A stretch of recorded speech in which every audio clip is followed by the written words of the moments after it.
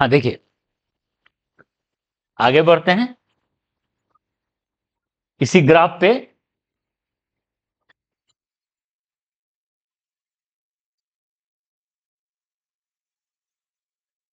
ध्यान दीजिए, अगर हम काइनेटिक एनर्जी का ड्रॉ करें, ध्यान दो, आपके पास काइनेटिक और पोटेंशियल मिलकर टोटल एनर्जी होना है, ठीक है। तो देखो, और एक्सट्रीम पोजीशन पर काइनेटिक एनर्जी का वैल्यू क्या है, 0। तो अगर हम ऐसे ड्रॉ करें तो ये कुछ होगा काइनेटिक एनर्जी का ग्राफ,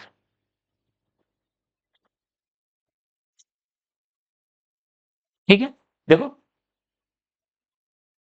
यहां पे मीन मीन पोजीशन पे काइनेटिक एनर्जी का मैक्स वैल्यू, ये काइनेटिक एनर्जी का ग्राफ, ठीक है ना। पोटेंशियल एनर्जी का ऐसे, काइनेटिक एनर्जी का ऐसे, डन, ठीक है, ओके, ठीक। ये है काइनेटिक एनर्जी का ग्राफ। अब हम लिखते हैं डेफिनेशन ऑफ वन ऑसिलेशन। एक ऑसिलेशन का डेफिनेशन क्या कहते हैं, कितना से कितना गया तो एक ऑसिलेशन मानेंगे उसको, ठीक है। कितना से कितना दूर तक गया कि उसको हम एक ऑसिलेशन ट्रीट करेंगे।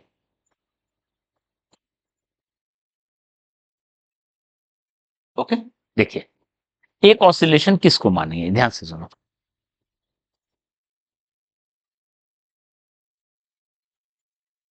मीन से मान लो चलना शुरू किया T0 पे, तो ये एक्सट्रीम, ये एक्सट्रीम, ये मीन, फिर अगला एक्सट्रीम, और फिर लौट के मीन आया, उसको मानेंगे एक ऑसिलेशन, ठीक है। मतलब मीन से एक्सट्रीम वाला 4 पार्ट में हुआ है, 1 पार्ट, 2 पार्ट, 3 पार्ट, 4 पार्ट, एक टाइम पीरियड हुआ। टी का मतलब क्या हुआ, जितना टाइम में एक ऑसिलेशन करता है, जितना टाइम में एक ऑसिलेशन करता है उसको क्या बोलते हैं, एक टाइम पीरियड, ठीक है। तो मीन से एक्सट्रीम हुआ T/4 time, T/4 time, T/4 time, T/4 time, एक ऑसिलेशन, ठीक है। और ऐसा ऐसा जितना बार 1 सेकेंड में किया उसको बोलेंगे फ्रीक्वेंसी, ठीक है। मतलब मान लो फ्रीक्वेंसी है 50 हर्ट्ज, एक एग्जांपल बता रहा है, तो टाइम मतलब 1 सेकेंड में 50 बार ऐसा हुआ, 1 सेकेंड में 50 बार हुआ, मतलब टाइम पीरियड क्या हो गया बताओ, 1/50 मतलब 0.02, 0.02 सेकेंड में एक बार ऑसिलेट, समझ में आ रहा है ना, ठीक। चलो, अगर मान लो T0 पे एक्सट्रीम पोजीशन पे, ध्यान दो, अगर यहां से शुरू हुआ T0, ठीक है, तो कोई दिक्कत नहीं है, हम क्या करेंगे, यहां से यहां गया, यहां से यहां गया, T/4, T/4, T/2 में यहां पहुंच गया, फिर T/4, T/4, टी टाइम में फिर यहां। अगर एक्सट्रीम से शुरू किया है, फिर से एक्सट्रीम पे आ गया, that is one time period, ठीक, that is also one time period, okay. या फिर मान लेते हैं हम मीन और एक्सट्रीम ही क्यों ले, मान लो A/2 से यहां से शुरू हुआ है T0 पे,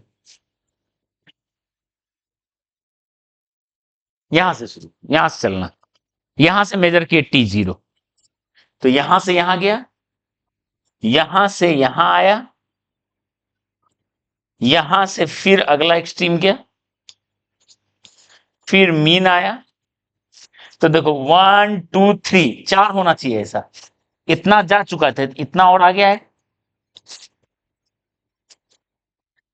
ठीक है। मतलब फिर से वही पोजीशन एक्वायर कर ले, वही पोजीशन एक्वायर कर ले, और वही वेलोसिटी, सिर्फ पोजीशन नहीं, क्योंकि देखो जाते वक्त और लौटते वक्त तो वो पोजीशन आया था,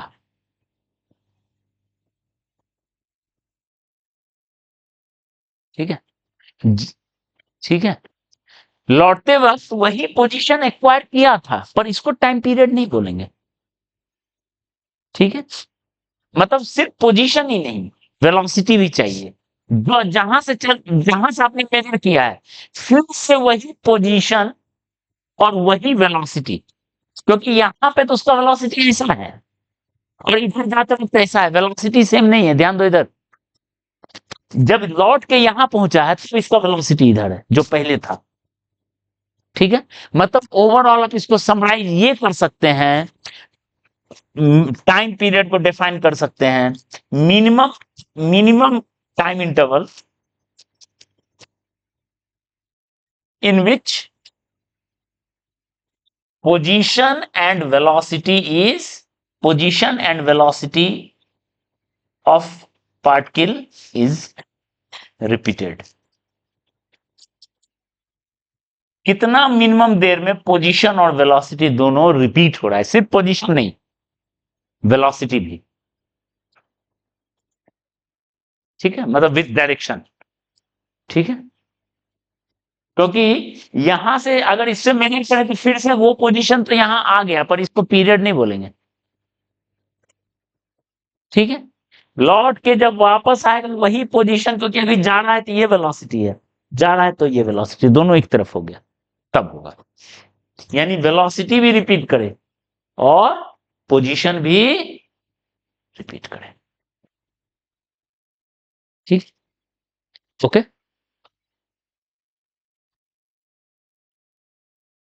और वन ऑसिलेशन मतलब टाइम पीरियड जो है 4 टाइम्स T/4, ये बेसिक याद रखो। देखो टी किसके इक्वल है, 4 टाइम्स T/4, 4 बार मीन टू एक्सट्रीम और एक्सट्रीम टू मीन वाला मोशन होना चाहिए।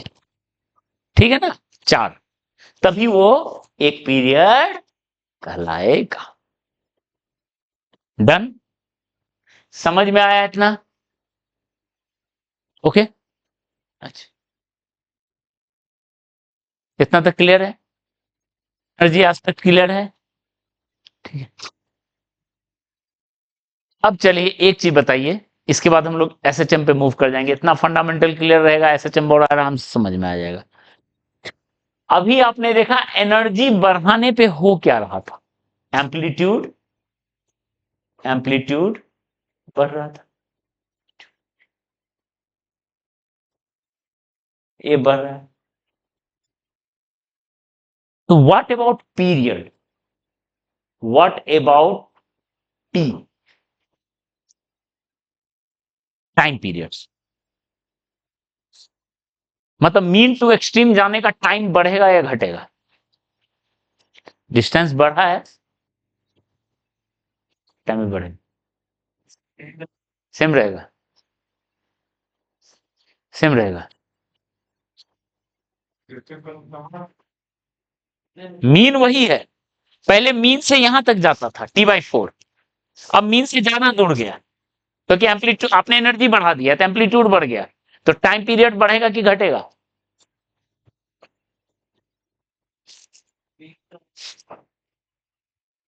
मे इंक्रीज, मे डिक्रीज, रिमेन सेम।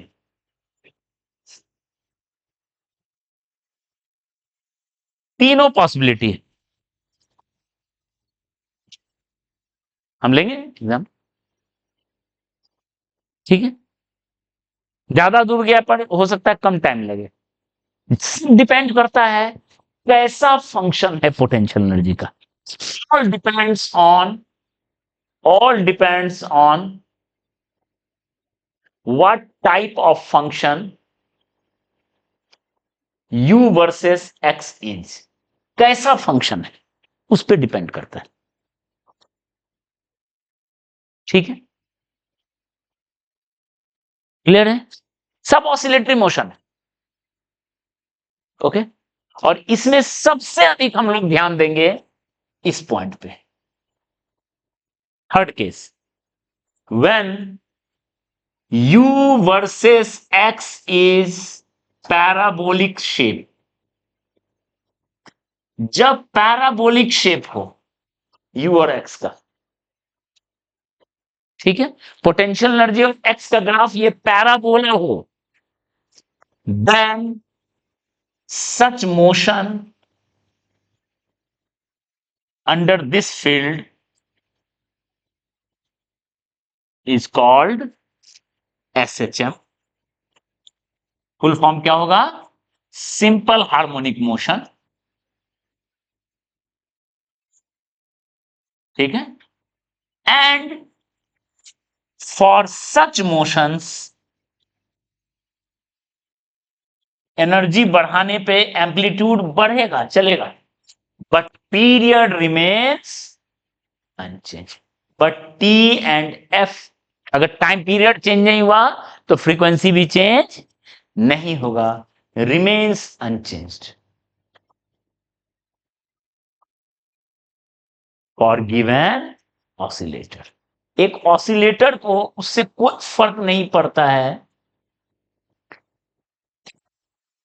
एक ऑसिलेटर को उससे कोई फर्क नहीं पड़ता है अगर वो एसएचएम कर रहा है तो वो कितना एम्पलीट्यूड पे जा रहा है। ठीक है, पीरियड हमेशा सेम आएगा। जैसे एक छोटा सा डायग्राम से इस पार्ट को खत्म करते हैं, जैसे एसएचएम का एक सबसे कॉमन एग्जांपल होता है, इसलिए हम लास्ट क्लास में बोले थे स्प्रिंग ब्लॉक पढ़ के आइएगा।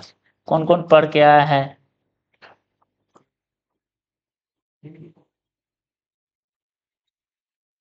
ठीक है, एक ब्लॉक और स्प्रिंग कनेक्टेड है, ठीक है, ये है नेचुरल लेंथ,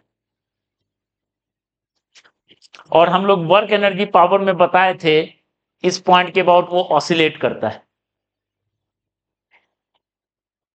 ये एसएचएम है, ये मीन पोजीशन है, ये एक्सट्रीम पोजीशन है, ये एक्सट्रीम पोजीशन है। ठीक है, ओके, यहां पर उसका स्पीड मैक्स होता है, यहां पे स्पीड 0, ऑसिलेशन। ठीक है, जैसा ऑसिलेशन हो रहा है, पर ये एसएचएम है। आप इसको ऐसे सोचो, पोटेंशियल एनर्जी का क्या फॉर्मूला आता है? हाफ के एक्स स्क्वायर होता है, पैराबोलिक शेप होता है। और इस केस में हम लोग देखेंगे, अभी जस्ट ऐसे तो नहीं पढ़ने जा रहे हैं, इस केस में देखेंगे, आप इसको स्पीड को बढ़ा दो, अभी कम स्पीड दिए हैं तो कम दूर गया, ज्यादा स्पीड दोगे तो और ज्यादा दूर जाएगा। ये मान लो ये डिस्टेंस ए या डेल्टा एल, डिस्टेंस है डेल्टा एल, जितना दिया ए, स्प्रिंग कांस्टेंट है के, मास है एम। अगर वर्क एनर्जी पढ़ के आए हो तो बताओ वी मैक्स और डेल्टा एल में क्या रिलेशन होता है?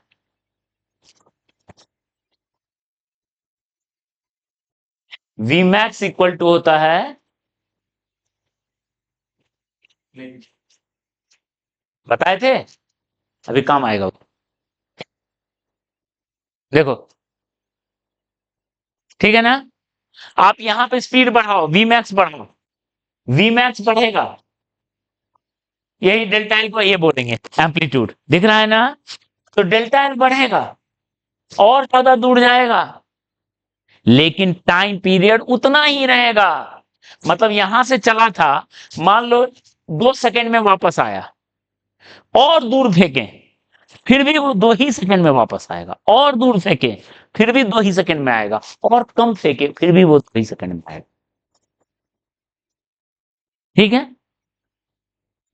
But period remains,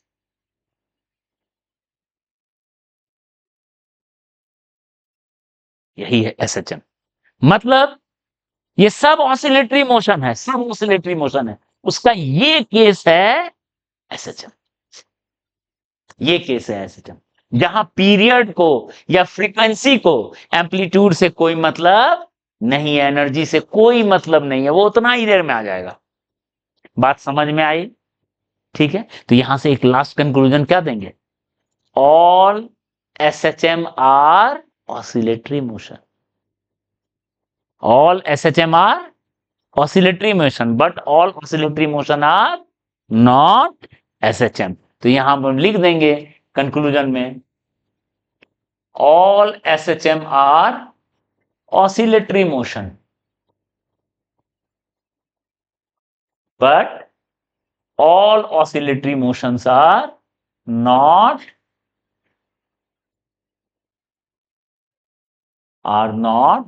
as such. Clear है? चलिए तब अब हम लोग जाएंगे ऐसे चलते. अच्छा यहां पे सर डिक्रीज कैसे होगा वैसा भी है क्वेश्चन, एक आध बार आया हुआ है. ठीक है, ऐसा फंक्शन का.